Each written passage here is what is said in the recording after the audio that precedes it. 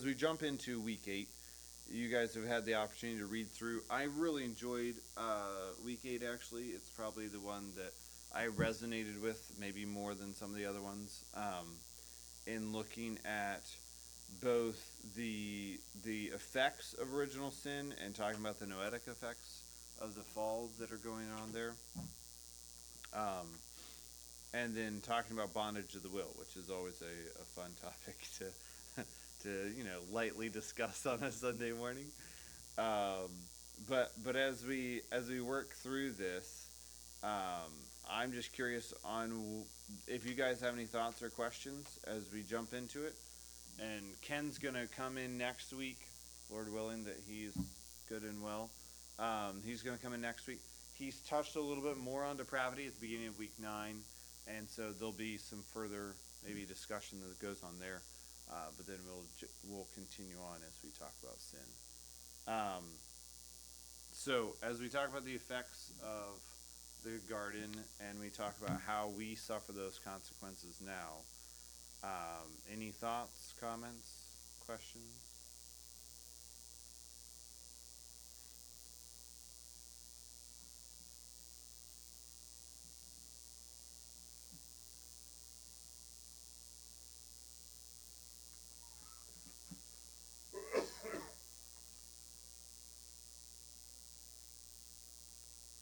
There's a couple different views that are going on there as he refers to the more traditional view there, that last paragraph. The more traditional view of this is that our nature has been so morally corrupted as to render us wicked and utterly sinful in our tendencies. Um, and I don't know if you guys have heard it, but I've heard the viper in diapers before. Okay, yeah, I've heard that said about babies. Um, but in order to be orthodox, we do have to affirm that we're born with a sin nature that no man can overcome, and that's something that as you deal with Calvinist or other soteriologies, whether it's Arminian or Provisionist or Semi-Pelagian, um, the concept of, are we born with a sin nature? Are we slaves to sin? What does that bondage look like? Can we do good? And oftentimes, because my brother's a provisionist, he says, of course we can do good. People do good all the time. And we're talking about the underlying, though, is that we're doing it from sinful motives. We're doing it from sinful tendencies. So that's part of that concept of we can't save ourselves because our nature has been corrupted. Our nature has been ruined. I don't think that's anything new for any of us. But any thoughts or comments on that?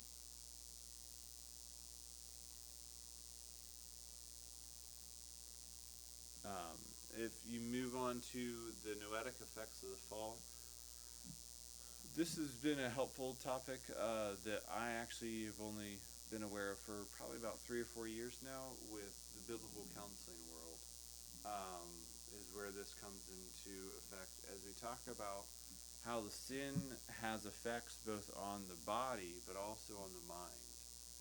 And as we talk about whether you have somebody with something like bipolar or schizophrenia, whether they have fibromyalgia, whatever it might be, these are all consequences that come from the curse. And so as we talk about those things, our thinking, how we view ourselves, the way in which our mind works, all of that has been subjugated to the curse. And as he gives the quote there this is from Rob Kellerman, I believe, Practical Encyclopedia of Christian Counseling. The mind of a man, as well as every other aspect of his being, has been adversely affected by sin. This is one reason why Paul says in 1 Corinthians 2, those who are not regenerate and therefore do not have the Spirit indwelling them within are unable to accept the teaching of God's word. Unregenerate persons simply do not think God's thoughts after him, That is why their ways are not God's ways. They need a radical change that affects their whole persons, including their thinking. This takes place when one is quickened or given life so as to believe the gospel. And counselors do not attempt the impossible. They do not counsel those who cannot change in ways that please God. Instead, they evangelize unbelievers. It's probably the hardest thing that I've done is sitting down with somebody who comes in for counseling, whether they're parents or a family member has recommended them to come to biblical counseling, and you discover fairly early on that while they might enjoy church, they believe in God, they don't seem to be a Christian. And it's like, well, I can give you some good steps to try to change, but this is really only going to go so far as you understand your need for salvation. And so as we think about that, um, that is one of the things in dialoguing with unbelievers. I think there's an ability to intellectually accept the claims of the gospel, the claims of Christ's resurrection and his deity, without that actually changing their lives. They can intellectually say, sure, I believe that's true, but it doesn't actually change their lives. And in Screwtape Letters, um, you have the older demon who says that to the younger demon. The younger demon comes in, and he's like, somebody just got saved at the revival, and he's freaking out. And the older demon calms him down and says, listen, if they go to church and that makes them feel better about themselves, that's fine. But as long as their lives don't change, they're still functionally ours. And I know that Screwtape's Letters is not the Bible, but and it is a fictional piece of work. But that is the concept, that if our lives aren't changed, then who cares what you think? Who cares what you claim? Jack, jump in. Well, I mean, my thoughts continue to go, back to, why were we created? Mm. I mean, we were created to glorify God. Yeah. And as long as we see our purpose here as self-glorification, Mm-hmm. we're not fulfilling the purpose of what we were created for. Mm-hmm. Mm-hmm. Mm-hmm. And Ken touched on it, and we cannot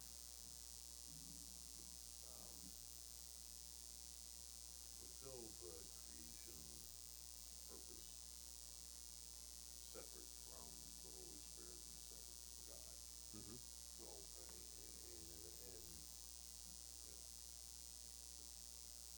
and my statement of, you can't have a rational conversation with an irrational being. Right. Well, who's the irrational being? It's the person that isn't following the prescription that God had when He created us. Right. Right. And which, yes, goes back to from the biblical counseling perspective, that Yep. yes, first and foremost, the person needs to be saved. Yeah. And the person, I don't like using the terms, to be saved, because the world sees that as something completely different than what we see it as. In that, we need, the world needs to understand salvation as a relationship that is based on God alone, Mm-hmm. and not on anything that we can do. And so much in today's world is just based on, well, what can we do? Right. Yep. And, it's hard to say, give it all up, and follow Christ. Yeah.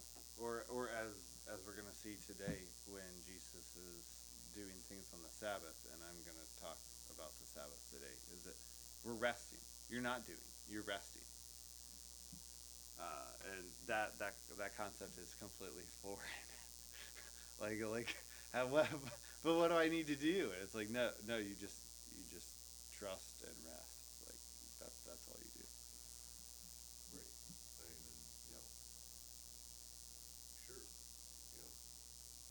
six, the 6 other days of the week, you needed to be doing what you needed to do, so that on the seventh day, you don't have to worry about Yeah. what you're gonna do tomorrow. It's already set, Right. and you can Right. rest. Well, and what's interesting about all this is that as we talk with unbelievers, um, I I would still be completely fine. I think it's a helpful concept to talk about common grace and special grace or specific grace. Um, but to talk about how the the believer is not wholly saved from sin. Like it's not like you've now been taken out of the world of sin and sin no longer has any effects on you. But through sanctification, you're being restored. You're being reconciled to God. And part of that restoration is our minds. That we were oriented away from God and now we're oriented towards God, like Jack said, with the relationship. And so as we think about that, there can still be good discoveries and good observations from unsaved people, because they have common grace. God enables unbelievers to make inventions and to make observations and to improve life and do those things that are that are not, they didn't have to be a believer for that to be required. That their knowledge is still there, their creativity is still there, but at the same time, both the spiritual and physical aspect of their being is corrupted. And it comes down to, what's your motivation? Right, right. I mean, is my motivation for me to get the glory, or for God to get the glory? Yeah. Is the motivation to magnify and illuminify Christ in me? Mm-hmm. Or is it to say, look how much better I am from you? And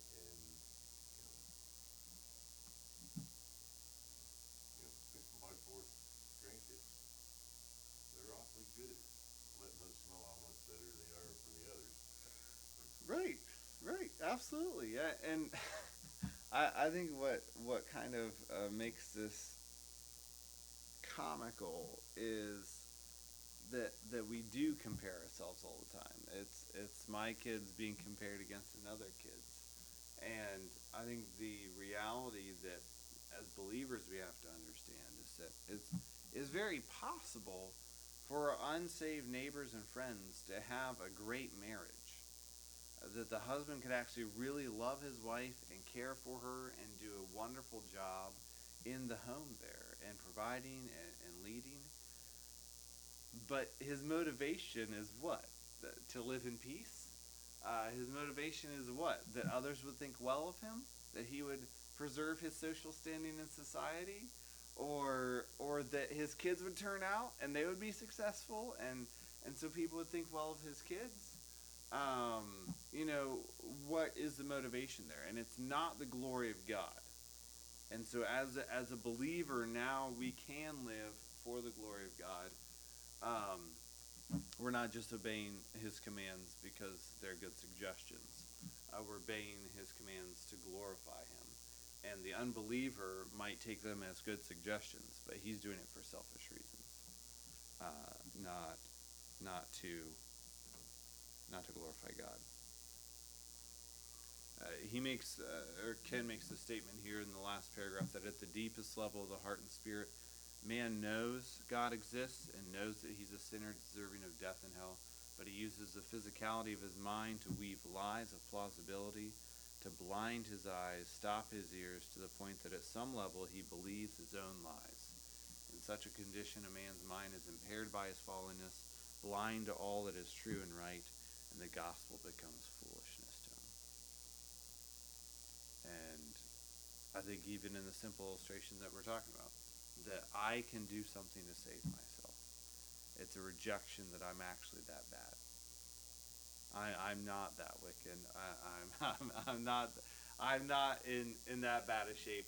I can fix this. I just need a little help. On the balance of life, my good will outweigh my bad. Yes, always. Yeah, another reason to have a great marriage, to balance out. It's the good to balance out the bad. Yeah. Any other thoughts before we go on to bondage of the will? Jeremy, you're welcome to jump in. I know you haven't drank your coffee yet today, but so we see then in bondage of the will, which this is Ken and I actually, as I was reading through this, I was like, we actually agree on this fairly closely. So I'm not going to disagree with him much. There's a lot of disagreement within the theological world on how much bondage is going on and what ability there is. I was just listening to Leighton Flowers and James White, and I was just like, ugh, there's so much debate going on here. Anyway, bondage of the will, a figurative but a very real inability. The Bible presents sinners as enslaved to sin and condemns them without excuse.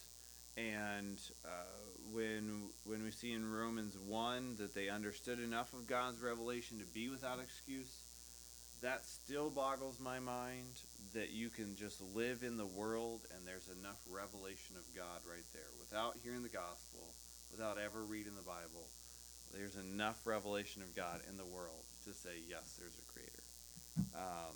And that's enough for you to be without excuse before God. Like that's still wild to me. Like, yeah, anyway. I accept it because it's true. And at the same time, I'm like, I know a lot of people that like have no clue that there's a God. Or no, let's back that up.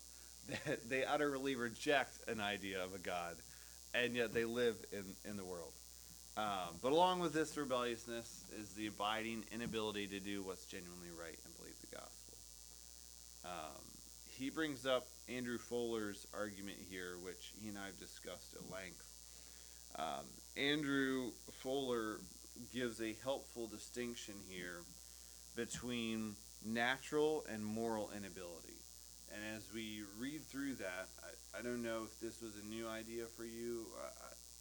Ken tries to connect it with how we talk about other things.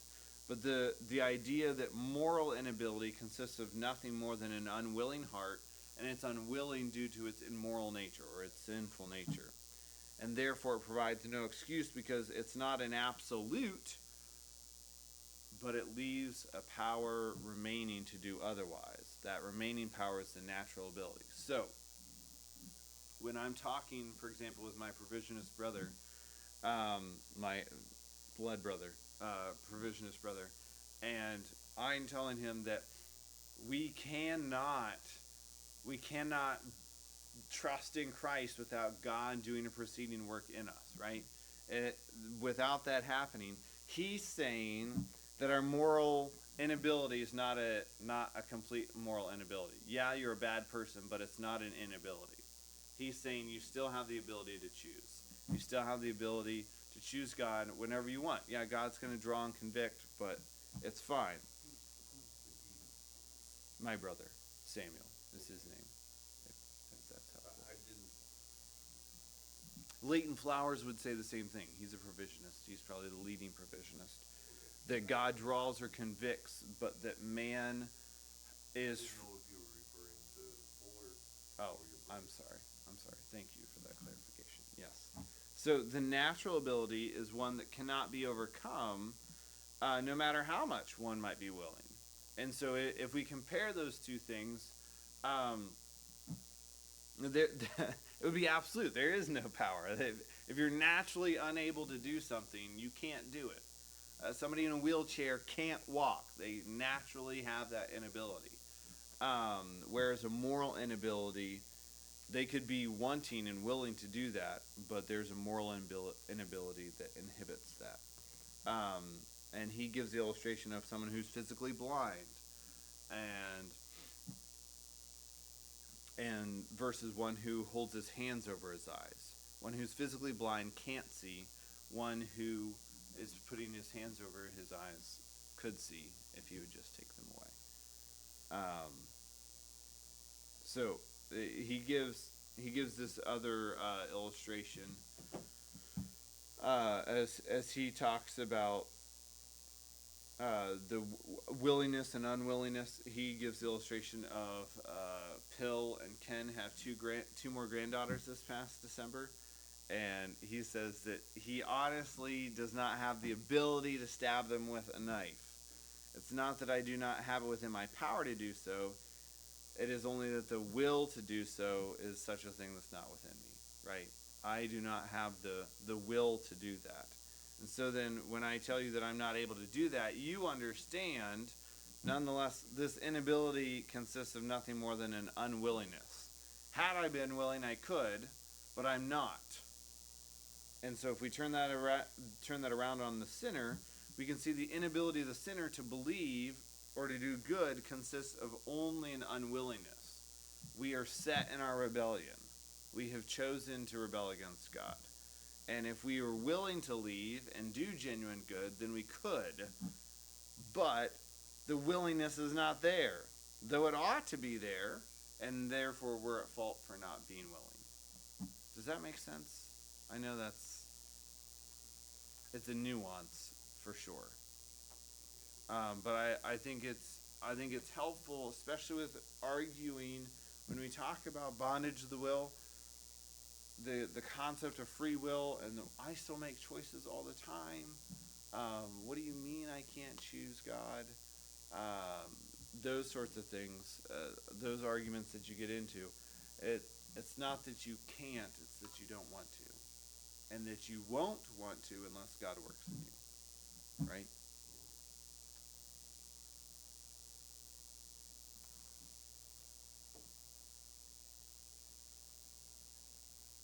I've worked through that all with Kevin, so I've had that discussion with him.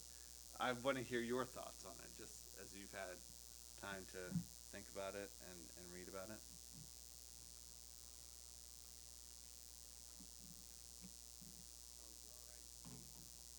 Okay. That willingness only comes from God. Right.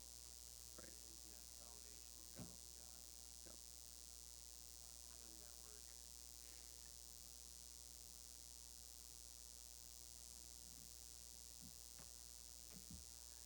Yeah. So. They can give the tightest argument for the existence of God and Mhm. your need for salvation and everything, but somebody will not Right. respond to that about God. Right. Yeah. They're unwilling to listen, and I think some of the ways that people become willing to listen and to consider is through God bringing suffering in their life. Typically, the people whose lives are going great don't need God. So why would I be willing to listen to you just sit here and bash me? They've been given into their, like, Yeah. given up. That's Yeah. like what Romans Yeah. 1 talks about. Right. Like, I read a good, I think it was a collection. A bunch of writers wrote, like, the youth Christian under the, something like this thought of discipline. That wasn't the exact thing, Okay. but it was like that. But just how God uses suffering. Mhm. To discipline his children, it's like woe to the one that doesn't, Yeah. know, Yeah. experience that loving discipline. And I think it's hard too when you. I know a couple guys that have been believers their entire lives, and I mean, they were very successful millionaires. Just did very, very well financially, running their own businesses and stuff. And they're also very generous people and so forth. I'm going to mention one of them in my sermon this morning. Um, but it's really easy to start just, I can buy anything I want. Why can't I buy my salvation? I can buy God's favor. And so, well, okay, so, sorry. There is a temptation, because we're prone to idolatry, that because I have money, I'm being blessed by God, and I'm doing well financially. And James's whole argument is the rich brother needs to remember his humility before God, and the poor brother needs to remember his high estate. And so, yes, a couple of the rich guys that I know have been very humble, very generous guys. They are quick to serve the church, quick to give and do that thing. I've just always looked at them and like, how? Because I know my own tendencies in my heart. Like,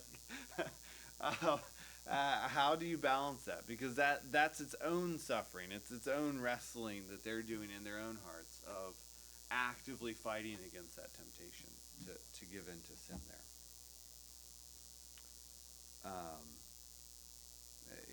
Go ahead, Jack. I don't know that, and I may just be naive, that people think that way, that I can, buy my salvation, and again, a level of, being naive. I am, because, the church, the Catholic Church, Mm-hmm. Mm-hmm. has, all the indulgences Yep. that, allows him to buy favor. Right. Which Right. is outside how I normally think.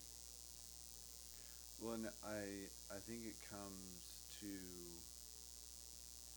I can share the story now. I'll just share it in the message too. Um, I know a guy that was actively in sin, and the elders asked him in church discipline to stop publicly giving to the church. You can still give, like, send it in the mail, but stop publicly giving to the church. And he was outraged, and his response was, "What will people think when they see that I'm not giving?" And it's like, there you go, there it is, right there. You're being generous, but you're proud about it. You're proud of your generosity. Right. It's not something you're doing in. You're not, the Lord loves a cheerful giver, Yeah. and it's not through cheerfulness that you're getting. Mm-hmm. It is through the pride and the wickedness of Yep. your sin. Yep. Yep. Absolutely. Ken closes with this. These two last paragraphs. When it comes to the inability of sinners to believe in Christ and do what's right, they cannot find the willingness in their heart, but the ability, in a literal, natural sense of the word, remains just the same, so that they're left without excuse. They're unable to believe in the figurative, moral sense of the word, just as Joseph's brothers were unable to speak peaceably to him. Not that they couldn't actually do it, but they were unwilling to speak peaceably to him. That is what Fuller understands the Bible's descriptions of the sinner as unable to come to Christ. It fully resolves the seeming tension with the Bible's description of sinners as unable to come to Christ, as well as the divine censure that attends such an inability. As is true with everything that we've discussed in the series so far, there's different views in either direction. Many claim that the inability of sinners is absolute, such that the sinner does not have any power whatsoever to choose either other than evil. On the other side, there's many who claim that God gives all men the power to decide for themselves and choose their own destinies. We cannot do justice to that discussion here, obviously. There's hours and volumes of books to that. But we're able to hold either view and remain within orthodoxy, thankfully. I even though I think he's wrong.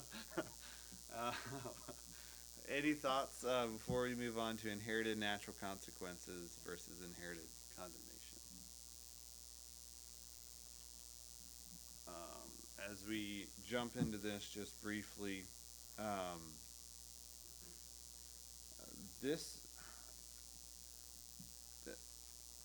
within the Arminian side of things, there's a spectrum, and within the Calvinist side of things, there's a spectrum.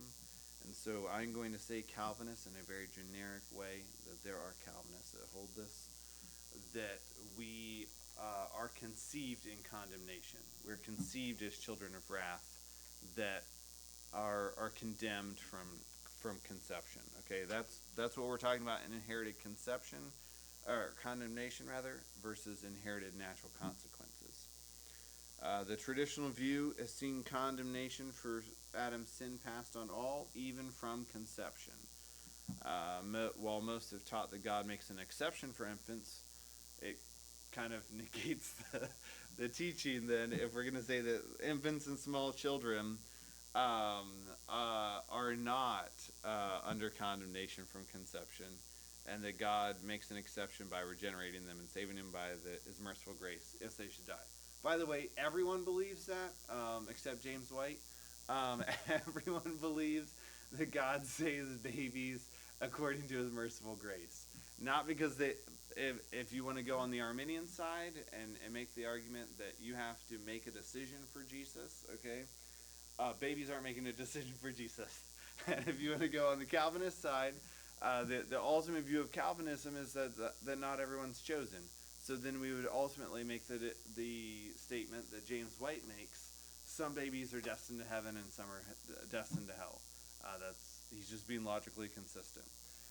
I think in the middle, we say God's merciful grace saves the unborn and the small children, along with those that have mental handicaps and disabilities. I've got a good friend, Evan. He's 35-ish or so. Yeah, maybe 36. He's never going to be older mentally than a 5 or 6 year old. He barely carries on conversation. It's very minimal in communicating his needs to his parents. Great person to be around. He's a lot of fun. He just a very, very childish understanding of life, and to then work through this in that kind of situation, I think our theology has to be able to balance that out.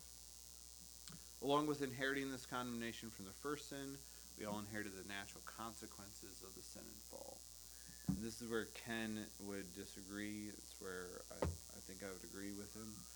That our participation in the first sin was corporate, generic, and allowing us to escape individual culpability. But we can't deny any participation whatsoever, and this is evident in our reaping of what is sown here. We're not in Adam as individuals, but we're in Adam as a corporate whole, as a substantial reality, which he talked about that last week. And we kind of touched on this, that Adam's sin is imputed to the race of mankind, not necessarily to the individual. And so the only individual who bore the responsibility for Adam's sin was Adam.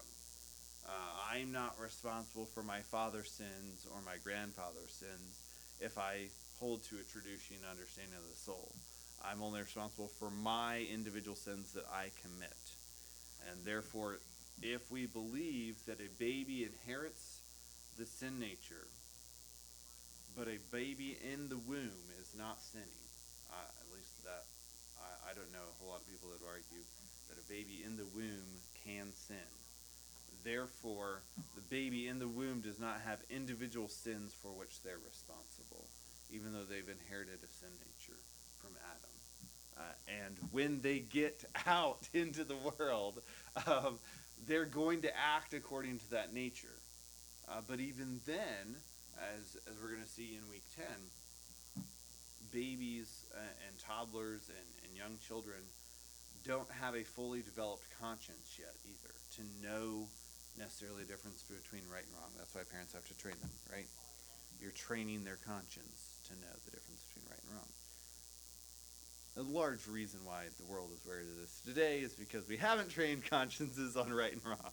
Well, no, we've trained them, we just haven't trained them properly. Sure. There we go, Jack. Yeah. We've trained them completely otherwise.